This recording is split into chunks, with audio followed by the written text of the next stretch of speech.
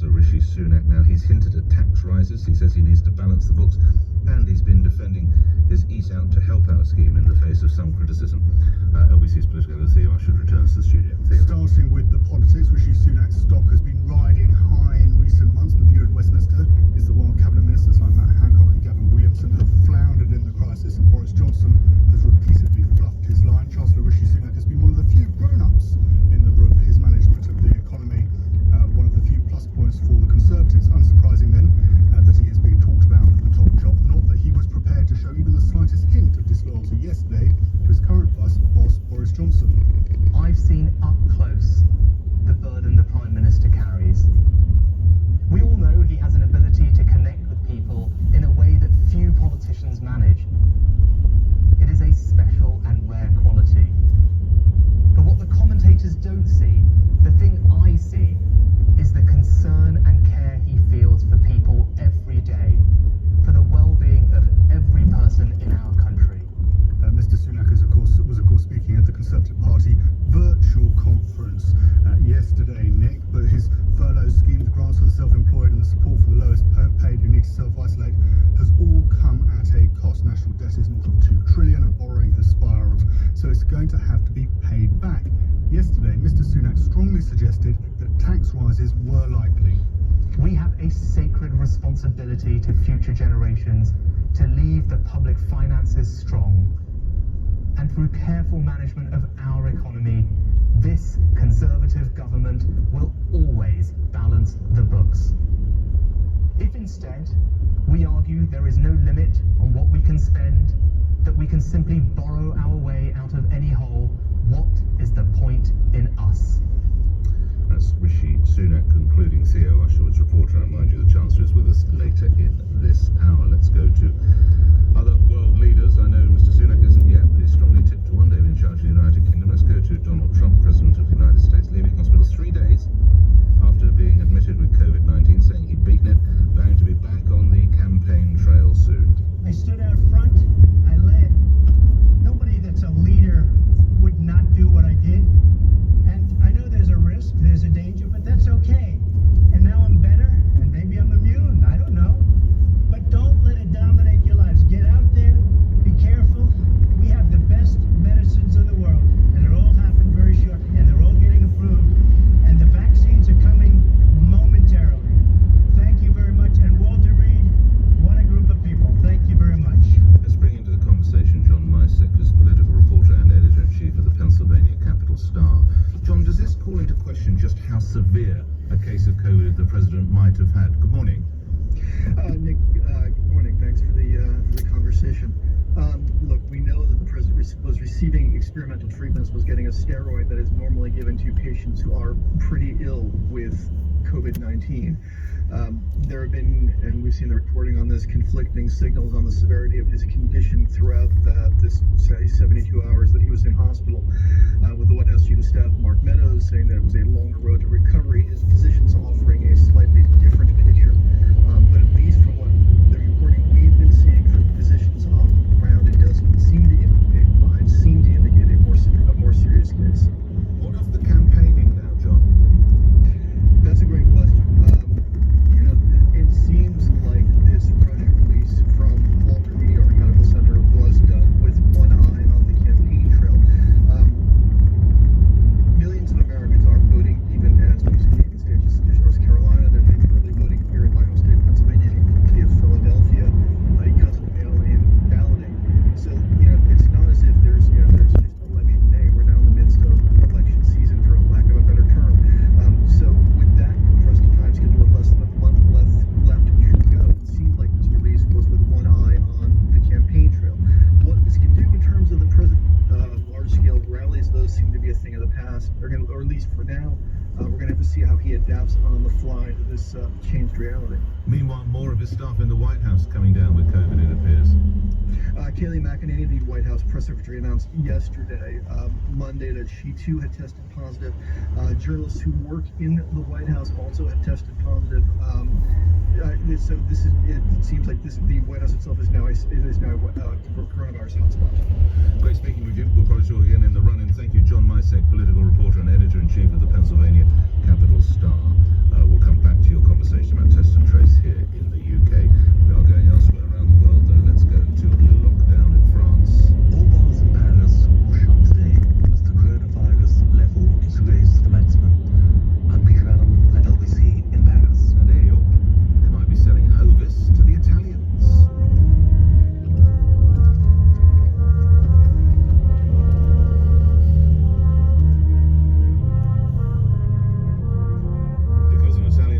Pizza. Pizza, the action of that great brand. 7:30, you're listening to Breakfast with me, Nick Ferrari, here on LBC. Time for the news, Simon Conway. After 3 nights in a military hospital being treated for coronavirus, Donald Trump is back at the White House. The president says he is better and has urged Americans not to let COVID dominate their lives. The Prime Minister will use his speech to the Conservative Party conference later to focus on creating a green industrial revolution. Boris Johnson's to promise that every home in the country will be powered by offshore wind within 10 years. MPs due to vote on the coronavirus regulations which enforce the rule of 6 in England in order to allow them to continue. Boris Johnson's facing a rebellion from Tory backbenchers who want children to be excluded from the total, as well as a review of the 10 p.m. curfew for pubs and restaurants. And the weather, sunny spells and scattered showers, which could be heavy at times. Some eastern parts could stay dry, breezy, especially in the south, a high of 16 degrees. LBC. We've got it at Selco. Selco is where the trade goes. At Selco Builders Warehouse, we've got real deals on a wide range of high-quality building products. In October, we've got a NAF 8.3 square metre roll of 100mm off-roll insulation for only £10.79 each ex-VAT. Now that's a real deal. Find even more real deals at Selco Builders Warehouse and online at selcobw.com. Selco, serving the trade for 125 years. We've got it at Selco. Selco is where the trade goes. VAT charged at 20%. This is an ad for M&S Energy. Honestly, it's not the most exciting ad you'll hear today. No opera singers, drumming gorillas, not even a jingle. It's not that we couldn't be bothered, it's just all our energy has gone into saving you money instead. Quite a lot when it comes to your energy bill. Sorry, forgot ourselves there. M&S Energy. We put our energy into saving you money, not flashy radio ads. Get a quote at mnsenergy.com. Savings based on median consumption defined by Ofgem and prices averaged across all regions and compared to average Big 6 standard variable tariffs. Calling all business owners. Need a website for your business? Then the only name you need to know is 123reg. With our new website builder starter tool, simply fill in a quick form and we'll create a site for you in less time than it takes to make a cup of tea. And it's just £1 a month. Terms and conditions apply. Register any domain like .co.uk for just 99p to get your one-page site online. Pricing excludes VAT at 20%. Times for making tea may vary, and you'll most likely have a brand new site before your kettle's boiled. 123reg is not responsible for how nice your cuppa is, although we will create a site for you in an instant. Visit 123-reg.co.uk for more information. The only because it's Friday food. The impulse saw it in the queue and thought of you. The midweek treats. Debit MasterCard is the safe and easy way to pay online, in store or on the move. For the little things that make every day priceless. Debit MasterCard. Learn more at mastercard.co.uk. Hello, I'm Felicia, a bus driver for TfL. Please remember, bus lanes on red routes now operate 24 hours a day, 7 days a week. This helps us keep our bus services reliable and creates more space for cyclists. If you drive your vehicle in a bus lane at any time, you can face a £130 fine. Check for signs on your route. Existing access for motorcyclists, taxis and cyclists, and blue badge parking bays aren't affected. Exclusions apply. To check affected roads, search TfL Driving. To the Mayor of London and TfL, every journey matters. Nick Ferrari and Breakfast on LBC.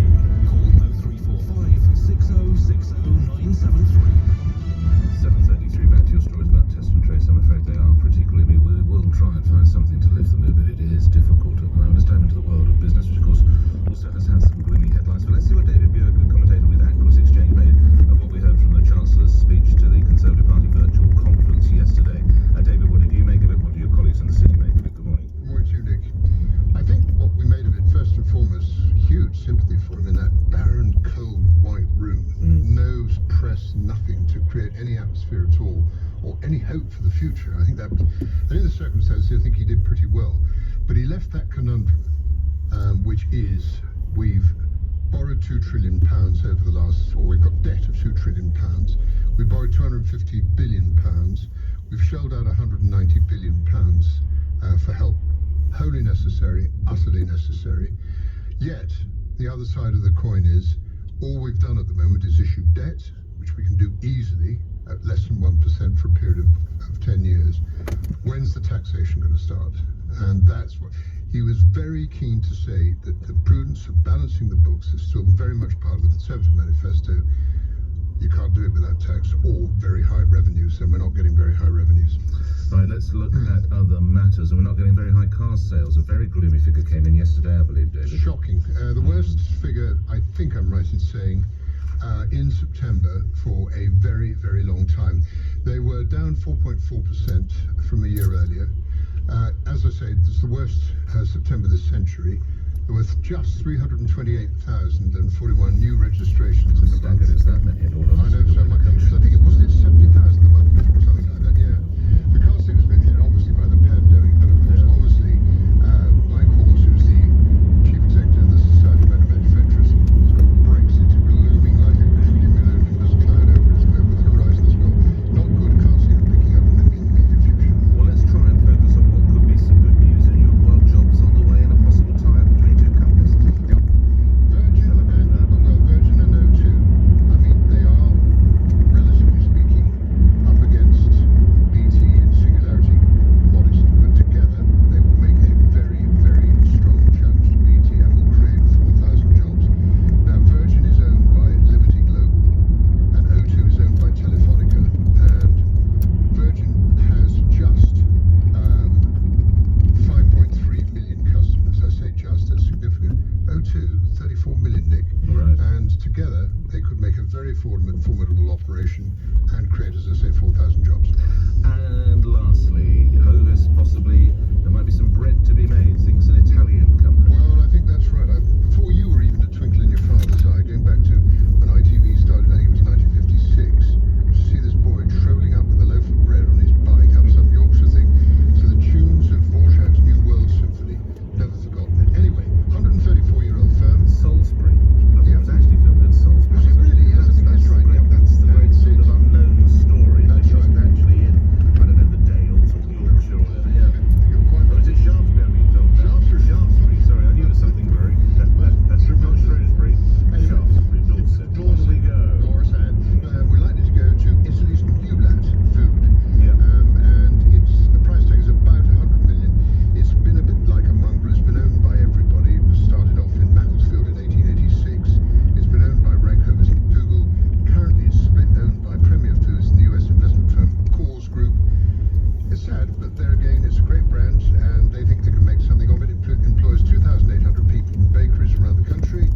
Probably yours for 100 million. I'll pass, but I'll talk to you again in a little under an hour's time, David Buick. Nick Ferrari at breakfast on LBC. Call 0345 6060 973. To Paris in just a moment. A couple of emails though before we go there on the problems of test and trace, or track and trace, test and trace, whatever you want to call it. It's a disaster, whatever you call it. Charlie Stone in Belly says there are 1,628 cases here per 100,000. But I watched children or kids at college hugging each other on Mary's world famous market yesterday. That is obviously a lot of cities. We heard from Sheffield as well, of course. And we know the problems in Manchester. Mike in Crawley.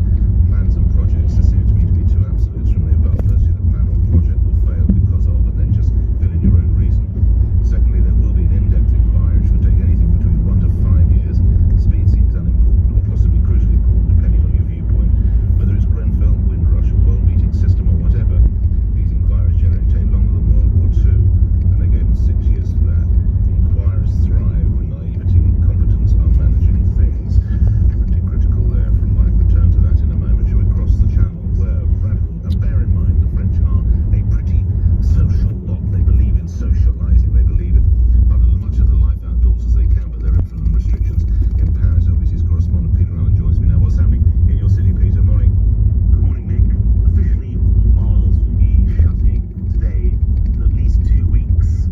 Restaurants remain open, but under restrictions. And of course, that leads to the possibility some bars will start serving food so they can stay open. I was going to say, when is a bar not a restaurant, or when is a restaurant not a bar? That's what I'm not quite following. That's the big problem. Whether it is a cafe, a bar, or a restaurant. Lots of people go to cafes for drinks, they go in for beer, they go in for alcohol. But if they serve some food, they'll be allowed to get away with that. So it's very, very strange. You can imagine bars that just sell alcohol are very, very annoyed about it. So if they get out a piece of bread and butter, are they going to probably... I mean, I love the French. I love that streak of anarchy. I would imagine there's going to be a lot of bars that will do that and will suddenly morph into semi-restaurants or bistros. Absolutely, that will be happening all the time, just as some people are getting around the mask ban by walking around with a baguette all day. The rules are very strange. How bad? Shouldn't laugh. How bad is the infection level in Paris, Peter? It's very, very bad. 12,000 new cases on Sunday. It's going up all the time. Having said that, Nick, there's a lot of testing going on now. There wasn't much testing going on in March, April, May when we had the full lockdown. A lot of evidence, a lot of young people becoming infected, but not showing any symptoms. So the hospital admissions aren't massive, but the